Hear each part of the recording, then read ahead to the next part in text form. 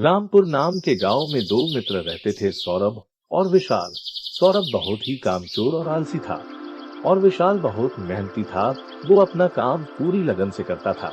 वो दोनों गांव के जमींदार मोहन चौधरी की जमीन पर काम करते थे। विशाल काम करता था और सौरभ अपने बेल को बांधकर पेड़ के नीचे सोया रहता था। और जैसे ही सूर्य अस्त होता तब सौरभ अपने पूरे शरीर पर मिट्टी लगाकर और बेल को भी मिट्टी लगाकर घर वापस ले जाता था।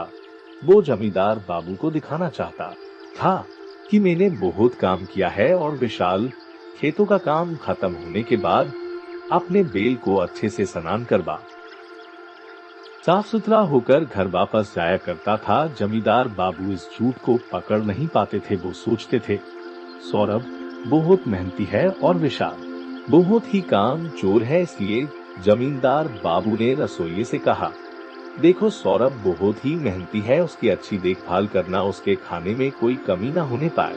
रसोइया सौरभ को भरपेट खाना देता था और विशाल का पेट ही नहीं भरता था। विशाल मन ही मन सोच रहा था, ये कैसा न्याय है, जो काम करता है उसे ही भूखा रहना पड़ता है और जो काम चोर है वो भरपेट खाता है। ये कैसा इंसाफ हुआ। सौरभ समझ गया कि विशाल के मन में संदेह हो रहा है और सौरभ डर गया कि अगर विशाल ने असली सच बता दिया तो मेरा क्या होगा। इसीलिए रात को सौरभ ने विशाल से कहा, सुनो विशाल, खेत की कोई भी बात जमींदार बाबू से मत कहना, अगर कहा तो अच्छा नहीं होगा। कह देता हूँ। विशाल कहता है, मैं कुछ भी नहीं कहूँगा, पर याद रखना सच को कभी दबाया नहीं जा सकता, समझे, कभी नहीं। फिर सौरभ बोलता है, अरे जा जा निकल यहाँ से, तू अपना काम कर। ये कहकर विशाल सो जाता है। पूरे दिन की थकान के कारण विशाल सो जाता है और सौरभ पूरे दिन सोने के कारण रात को सो नहीं पाता है।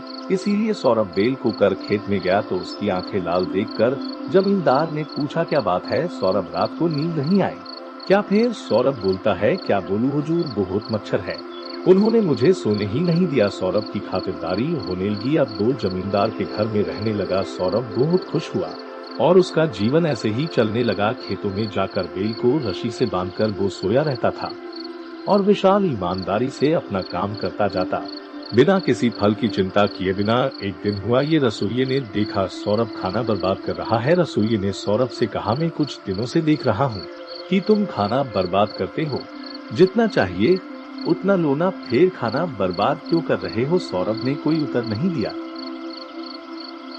विशाल को देखकर ये सोचने लगा, सौरभ खाना बर्बाद कर रहा है और विशाल का पेट ही नहीं भर रहा है, कहीं कुछ तो गड़बड़ जरूर है।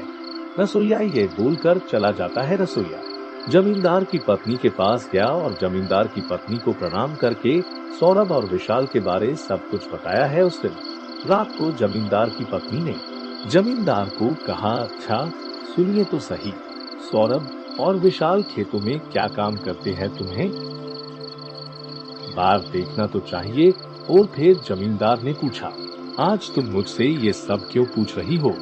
फिर जमींदार की पत्नी ने सब बात बताई जो उसे रसोइये ने बताई थी। और अगले दिन जमींदार बिना किसी को कुछ बताए उन दोनों का काम देखने चले जाते हैं। जमींदार दूर से खड़े होकर देखते हैं कि विशाल पूरी मेहनत से काम कर रहा था और फिर वो सौरभ को देखने चले जाते हैं, पर सौरभ पूरे खेत में कहीं दिखाई नहीं देता है। पर थोड़ी दूर चलने पर जमींदार को सौरभ घाट पर सोते हुए दिखाई देता है। ये देखकर जमींदार को बहुत गुस्सा आया है। जमींदार किसी को बिना कुछ कहे वहां से घर वापस चले जाते हैं और अपनी पत्नी से कहा, मुझे विशाल के लिए बहुत बुरा लग रहा है। अरे नहीं नहीं, मैंने उसके साथ बहुत अन्याय किया है। एक आदमी बिना कुछ कहे मेहनत करता जा रहा है और दूसरा बिना काम किए सुख भोग रहा है, ये नहीं हो सकता है। मैं विशाल को पहचान नहीं पाया। सूर्यास्त होने के बाद वो दोनों घर आए और फिर जमींदार बाबू ने सौरभ को कहा, तुम मेरे कमरे में अभी आओ, तुमसे कुछ बात करनी है। फिर सौरभ बोलता है, हुजूर शरीर में मिट्टी लगी हुई है ना, अभी साफ करके आता हूँ। जमींदार बोलता है, नहीं नहीं, अभी मेरे कमरे में आओ। जमींदार ये कहकर चला जाता है और सौरभ को कुछ समझ नहीं आता है कि अचानक ये क्या हुआ। सौरभ धीरे धीरे जमींदार के कमरे में गया। जमींदार ने सौरभ को देखकर कहा, आगे अभी तुम्हारा एक काम बाकी है, तुम विशाल के पूरे शरीर में मालिश करके उसे अच्छे कपड़े पहनाकर मेरे पास लेकर आओगे, ठीक है? और फिर सौरभ बोलता है, ये कैसा न्याय है? इस प्रकार सौरभ पकड़ा जाता है।